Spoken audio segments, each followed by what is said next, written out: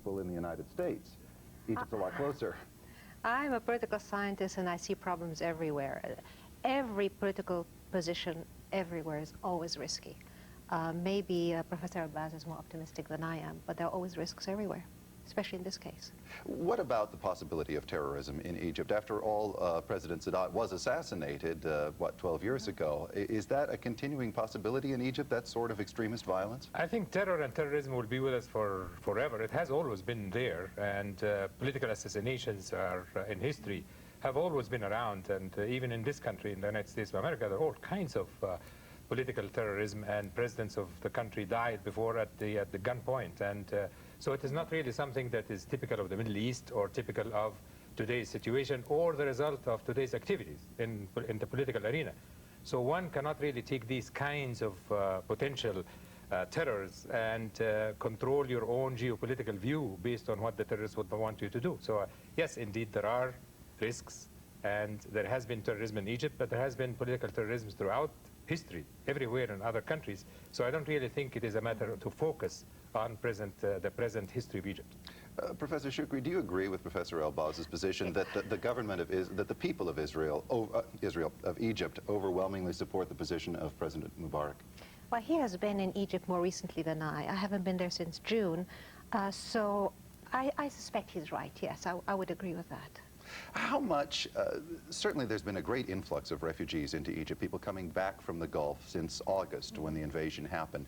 Has that affected the political situation or the tone in Egypt? Are there a lot of unemployed people who are suddenly landed in the country? Indeed, that has caused a lot of economic difficulty, but also has aroused emotions in the country, because Egyptians had been manning all of the fields in Iraq. I mean, to this day, there is nearly 1 million Egyptians in Iraq, mostly in the fields, in agriculture.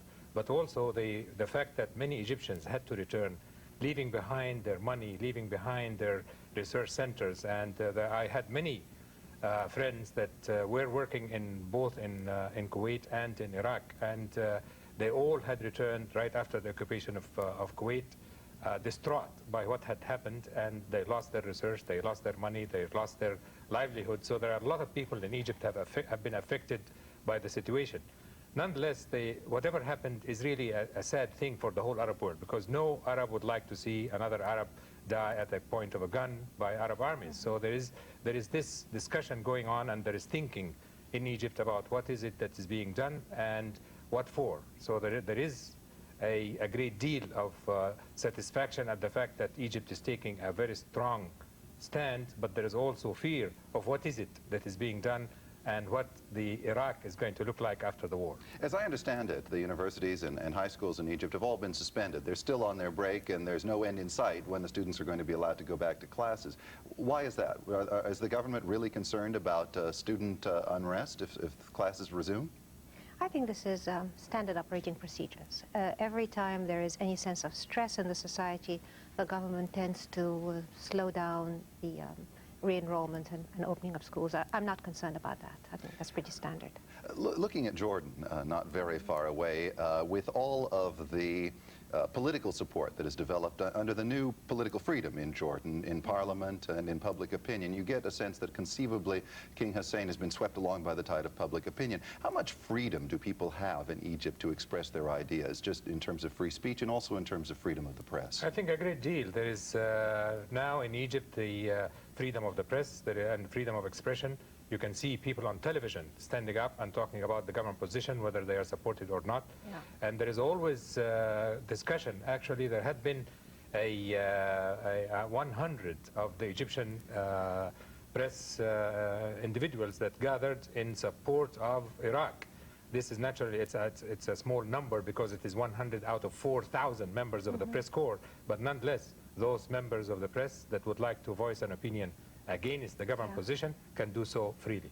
I think that Cairo is a center for Islamic studies. How much appeal does it make to Muslims in Egypt when someone like Saddam Hussein makes a call for a holy war against the Western coalition?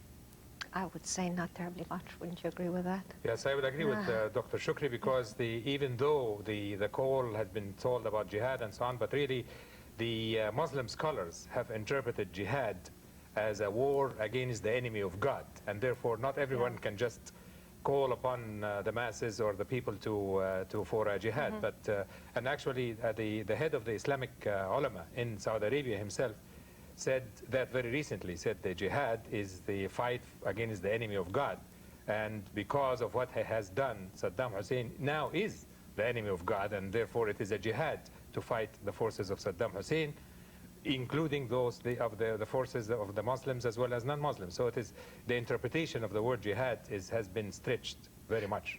What is the position, Professor Choucri, of Egypt in the Arab world today? How much leadership and authority does Egypt have? And has Egypt ever regained the position that it had before Camp David? Oh, I would put it the other way around. I think Egypt has never lost that position. I think it has shown stability. It has shown being able to stay on course. And it has shown a certain amount of very strong leadership. So I'm very optimistic on that score. But Professor Abbas, would you agree that Egypt never lost that support from other Arab nations? Wasn't Egypt perceived as having made a separate peace and sort of selling out the Arab cause with Israel? That's true as far as the political leadership is concerned, and Egypt was actually kept out of the political discussion only. During that time when Egypt was out of the fold, so to speak, the Iraqis had been calling upon the Egyptian military industry to supply it with all the armament that it required during the war with Iran. And during that same time, there were many Egyptians manning the important posts in Saudi Arabia and then the Gulf states, and including Iraq. And so there was never really, Egypt was never out of the fold on the public level, but only politically. We need to take a break here. However, we will continue our conversation about Egypt's role in the Gulf crisis in just a moment.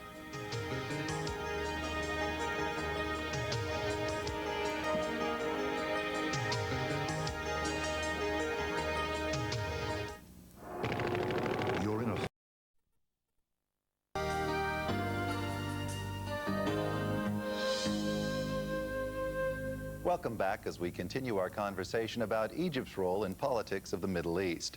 My guests are Nazli Choucri and Farouk El Baz. Professor Choucri, one of the things that I have read and heard said quite recently during the Gulf crisis is that in the eyes of some Arabs, President Saddam Hussein of Iraq is achieving the kind of prominence that no leader of an Arab nation has had since the days of President Nasser of Egypt back in the 1950s. How do you feel about that when people make comparisons between Saddam Hussein and Nasser? Not good. I think Nasser was a man of vision and a true leader, and not a thug. And he never behaved really quite unpleasantly. I think Saddam Hussein's record is not terribly wonderful. I think the comparison is not terrific. Although I will add to that, though, the fact that it is perceived that Saddam Hussein is the man that may have the guts to stand up and tell the whole world no, or say that we don't need you and we're going to do it on our own, and this kind of rhetoric. Actually, at the time of the beginning of this Gulf crisis, there was a lot of rhetoric that came from Baghdad that reminded me of what came from Egypt in 1967, or right before the Arab-Israeli War of '67. Very much the same kind of thing. So it is perhaps true that there is a great deal of difference between the two personalities. But there is this attitude that he is a strong man that is coming to tell everybody, go to hell, I'm going to do it on my own. But you know what he has done, which Nasser had not done, and that is Saddam Hussein brought the entire world and every possible piece of equipment to the Middle East. Because as it happened, the Cold War was over and the Soviets and the United States were no longer at odds. How much did Nasser's position back in the 50s benefit Egypt and the Arab world in general by the way that he manipulated the Cold War tensions? In one way, Nasser was really very good for the Arab world because he was the first one to stand up and give that vision of that things will change if this whole world became united. An Arab world united would be something that is significant that the whole world will look up to, and we will get our rights if we are united. The only thing that he did wrong was that he wanted to have this unity under him or himself. But he certainly did a great deal of good. And however, he also did a great deal of mishaps in Egypt in the economic situation and then dealing with the Eastern Bloc and then suffocating the economy of these kinds of things. Well, but Nasser, he nationalized the Suez Canal, he pushed ahead with construction of the Aswan Dam. Yes. How much is his economic legacy still felt in Egypt today? It is. It really is still felt in Egypt, despite the efforts to fix things. The problem with Nasser is, or the problem with thinking about Nasser, is that it's impossible to be neutral. One can find his very strong points, and one can find many things about him that were thoroughly awful at the same time. What about the legacy of President Sadat, who went to Camp David and very courageously found peace with Israel? Do you think that Anwar Sadat stands as a figure of a man who very courageously worked for peace in the Middle East? Well, I personally believe that President Anwar Sadat will be recognized not today, but maybe in a few decades, as one of the greatest leaders of Egypt, because he also, like Nasser, had the vision and the imagination, and like Nasser, had the courage and the moral courage to stick to his own feelings and his ideas. And he also was intelligent enough to recognize the need to bring Egypt back economically. And the things that have happened to this day in Egypt are really things that where the seeds were planted during Sadat's time. So all of the improvements in the economy to this day are coming from Sadat's imagination. However, the one thing that everybody faulted him was the fact that he became a little too single-handed in his dealings near the end, and the fact that when he dealt with Israel, he never really pulled the Palestinians with him. But, you know, it's fair to say that Egypt is very lucky, or was very lucky, to have had three remarkable leaders. With Nasser, with Sadat, and now with Mubarak. It's not a bad record. Think about it. Since Camp David, Egypt has benefited from enormous aid from the United States. Do you think there's any validity to the point of view that in one sense Egypt sold out to the West and left its Arab friends behind? I don't think so at all, because the economic aid to Egypt did not come after Camp David, except after many years of the Camp David. Actually, the peace dividend is yet to come to Egypt from the days of Camp David. I think the aid that was given by the United States to Egypt was well worth it as a country that is stable, that is actually supporting the stability in the whole Middle East and recognition of the position of Egypt in the whole region.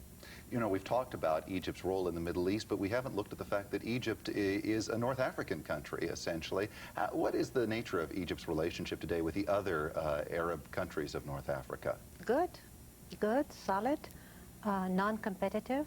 I think it's a good relationship. And not only the Arab countries, by the way. Egypt's position in Africa does not limit itself to the Arab countries in Africa. Egypt has played a very solid role in African affairs, and Egypt was behind many of the very significant political moves in South Africa, for instance, the release of Mandela and things like that. The Egyptian activities behind all of that, and also President Mubarak last year was the president of the Organization of African Unity. So there is a big role for Egypt in Africa as a whole. Down through the centuries, there's been a certain jockeying of position for leadership in the Arab world among cities like Cairo or Damascus or Baghdad. Are Egypt and Syria and Iraq, all three of them, natural rivals in some sense for leadership of the Arab world? This is a biased group here. I would say that it's no rivalry there. I would say Egypt is clear ahead on that one. Do you think there's a different point of view in Syria or in Iraq? All of these countries and all of these cities had a history of greatness in one time or another. But in recent times, Egypt has certainly been the leader, because Egypt had the universities, had the teachers, and was able to send the teachers out. And Egypt had the movie industry, the television industry. So the culture of the Arab world in present times really comes from Egyptian activity. Let me ask you one last question before we close here. How far is Egypt prepared to support United Nations coalition efforts against Iraq? Where would Egypt draw the line? If Israel got actively involved in the war, or if the United States sends troops into Iraq, where would Egypt stop? In my scholarly opinion, it will depend on the extent of damage in Iraq. That is what I think will determine. And as soon as President Mubarak had said, Egypt is there to protect Saudi Arabia and to free Kuwait. So the Egyptian armed forces that are now stationed on the lines will go into Kuwait to free Kuwait. but the Egyptian forces will not go into Iraq to participate in any destruction within Iraq. Thank you both very much for being with us today. Good. Next, more about Islamic culture with art treasures from Kuwait.